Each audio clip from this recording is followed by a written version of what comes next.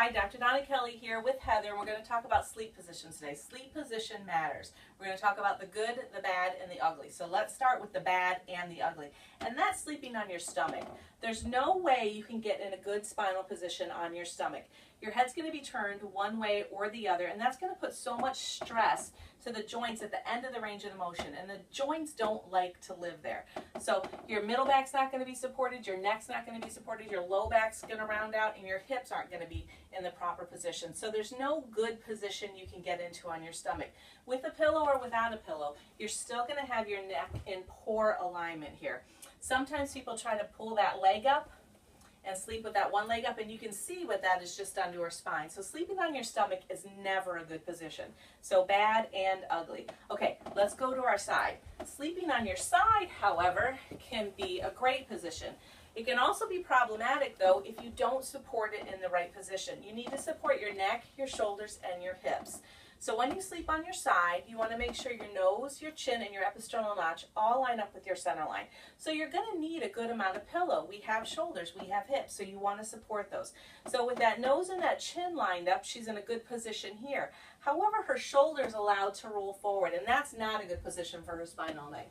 So we want to give her a pillow to hug, a good sized pillow, and by hugging that pillow, we can just see how her spine got in a much better position. Her neck's in a good position. Her shoulders are in a good position. Now we look at her hips, and we can see the dip that her knee is taking here. That's going to put stress on her hip and her knee, even into her ankle all night. If you want to start with a little pillow and put that in between, we can see quickly how that's not going to be good support. We need something to really keep this leg more parallel with the ground. So if we go to a bigger pillow, and we stick that in between, we can see how we've got nice alignment on the leg. Better and much more parallel to the ground. It's not going to stress the knee or the ankle while she's sleeping. So we have nice alignment in the neck, nice alignment in the middle back, nice alignment in the low back. And if you have a scoliosis or a curvature, let's say you have a right scoliosis in your spine, during the night and sleeping on your side, it's going to actually use gravity as a benefit to pull that spine into a more perfect posture alignment. So sleeping on your side, great position as long as you're supporting the curves properly. Okay, now let's go to back sleeping, which a lot of us consider the best position to sleep in. When you sleep on your back and you have all those pretty pillows on your bed, they need to come off. You need to substitute that with a cervical pillow or even a roll. We all have towels, we can all make this roll. This needs to be a loosely rolled roll. So when you're laying on your back, you want to make sure you support that cervical curve. If we look at the alignment of her ear to her shoulder, we have a really nice alignment here. And this is a nice soft roll again, not rolled nice and hard. When she's in this position, we've got great posture. This is really going to combat all that media use we have where we're looking down. When you have one of those really big puffy pillows on your bed too, and you put your neck in that position, we can see how terrible that is for her neck and how it's actually reversing that normal curve that we want.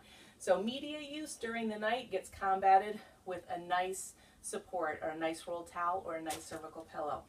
Then when we look at the rest of her spine, we want to do something to support her low back and let her low back relax. So we want to take this bolster under her knees or a big pillow under her knees. Now she's in great alignment for her spine. Her head supported, her neck supported, her little low back curve is supported with the bolster under her knees. If you can start in this position to retrain yourself from sleeping on your stomach, it's great to even put a couple pillows next to you so you kind of tuck yourself in on both sides.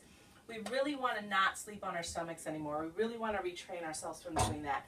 Another way to do it, and it's real aversion therapy at this point, is you can take an old t-shirt, take a tennis ball, tape that tennis ball to yourself, so when you roll over, you're rolling on that tennis ball. I've even had people who sew a pouch in their pajamas and stick the tennis ball in there. So whatever you have to do to stop sleeping on your stomach, great. So we know stomach is bad and ugly. We know side is good as long as you're supporting the posture, and we know back is great. Okay, happy sleeping.